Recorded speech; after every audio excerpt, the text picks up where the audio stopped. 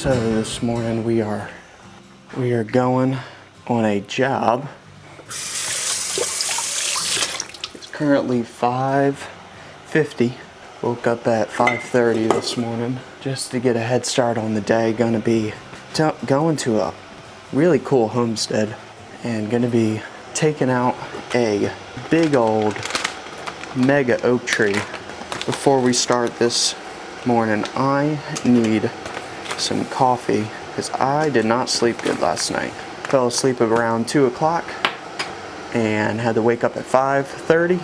For only getting 3 hours of sleep, I still feel amazing. So I'm gonna be doing some pour over coffee right now. Wanted to bring y'all along today as we do some of our work because I never normally film our work, and the guy is super down for us filming there, which is really cool. So I'm really excited, and my shoulder injury has really slowed me down, so I'm not going to be working for a couple weeks. So I like to get my water right before it's boiling. I have customers ask me all the time, "Oh, how do you make your coffee?" Pour over all day long. So, and then I put it in a quart jar, but then I transfer it into one of these cups. You know, being on the carnivore diet, you gotta have lots of fats. I'm gonna probably only eat maybe two meals today, maybe only one. So get all the fat I can. So, and then I just literally, how I know it's done is when I just look at the color of it, and then I just put my clump of butter in there. Last little drops of vanilla. You don't have to add any creamer or nothing. If you add enough butter, it can't be like a teaspoon of butter. It has to be like a good glob of butter. And then you get some, this is the best for coffee. You get some native creamed honey, and something about the creamed honey in your coffee is like very magical. As I was up last night, I wrote down a list. So we need measuring tape, chainsaw, gas and oil, chainsaw tool, water and ice, chainsaw chaps, helmet, and chainsaw sharpening tool. I'll be able to run back through that list and double triple check before we leave this morning. Yeah, we need to sharpen the big chainsaw before we leave.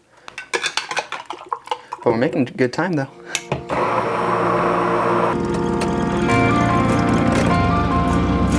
Look at that sky. Oh.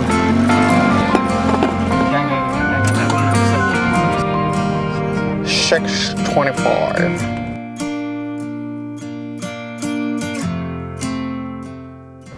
So agenda for today is we're gonna go ahead and chop up as much of this tree as physically possible. Hopefully getting it all prepped and ready for milling it up on the sawmill. He's actually a mobile sawmill customer that found my business, or us boys' business. And the first thing is that we gotta chop up everything and prep it. Also, he wants the smaller limbs of the tree to be chopped up into firewood. It's a pretty decent sized job.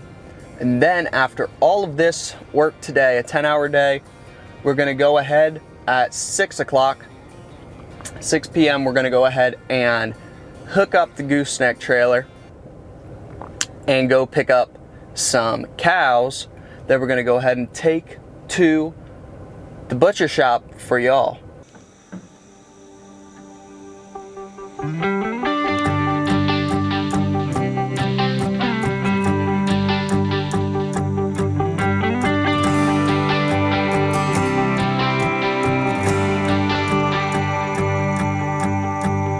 Man, look at that thing.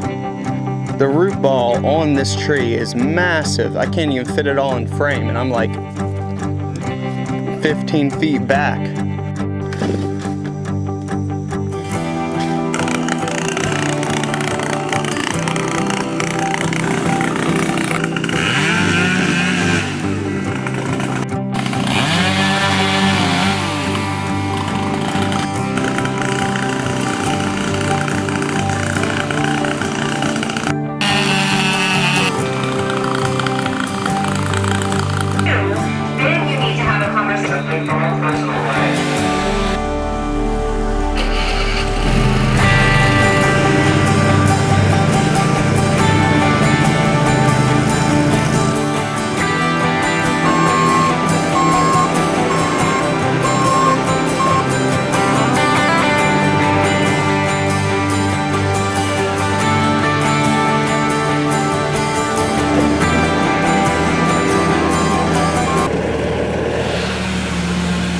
already ran into our first issue of the day, and we ain't 20 minutes in and lost its bead on the one tire. So and it's Memorial Day, so you know, fun stuff like that. The skid popped a bead.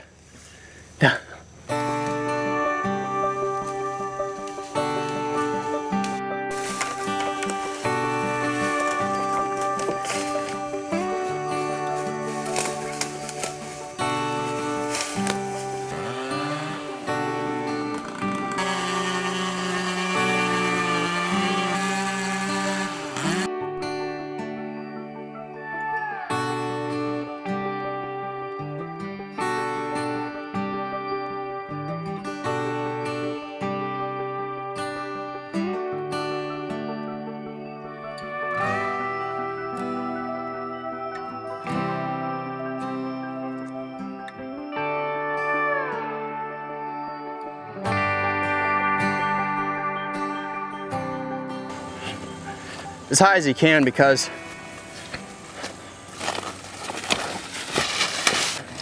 is that about as high as you can get it? I mean, yeah. Without it being too high. Okay, yeah, I'll do it. Cut it right there. Okay. And I'm hoping that there's enough pressure up there to make it pull itself up and over and do something, but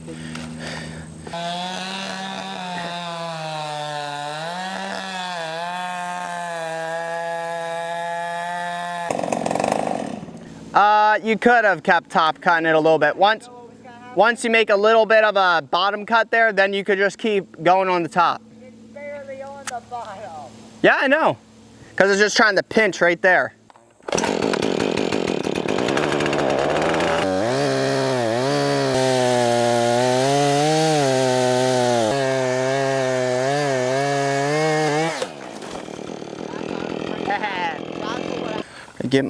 I get a chainsaw, and I would try very carefully,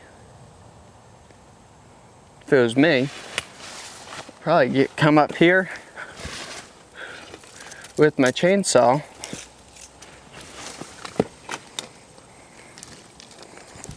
up there, that whole thing moves. Huh? Well, actually, now seeing it up here, if you come around to this side, you got a solid foundation right here. It's so funny. Look how easy this is.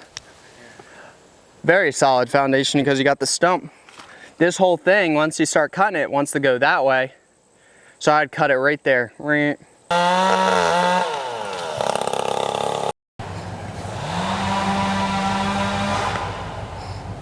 We got the tire fixed. We, meaning the owner of the property, got the tire fixed. Had to drive 35-40 minutes away. It is Labor Day. No rest for the weary, y'all. We labor on Labor Day, so there you go.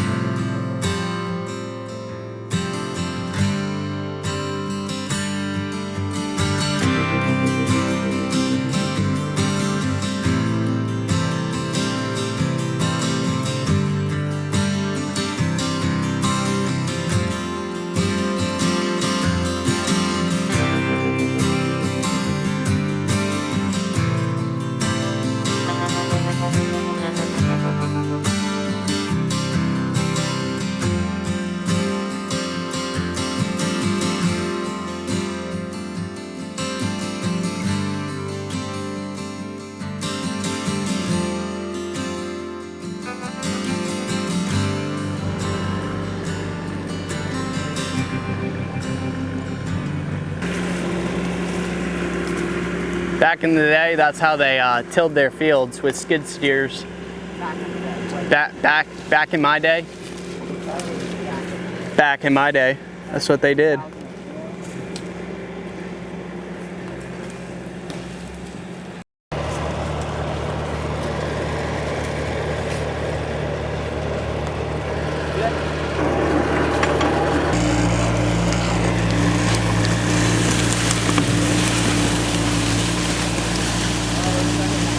Up, stop him, stop him.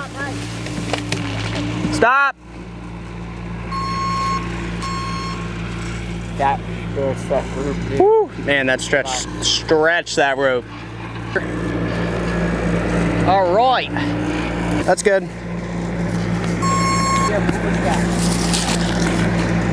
I got it.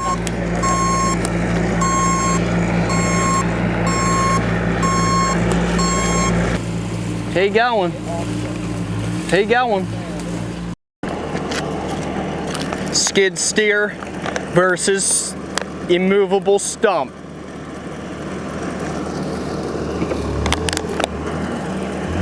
Who will win this ultimate showdown?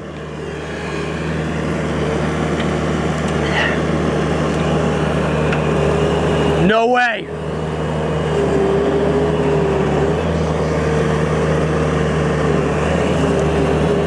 No way! The stump loses.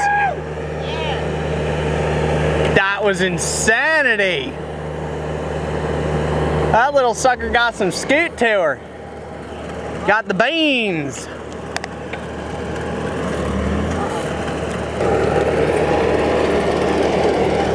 Is that crazy? Amazing. I'm surprised. I know, me too. Uphill too. Wow. That was nuts. Yeah, that's gotta weigh a lot. Oh my. On the machine, it was like,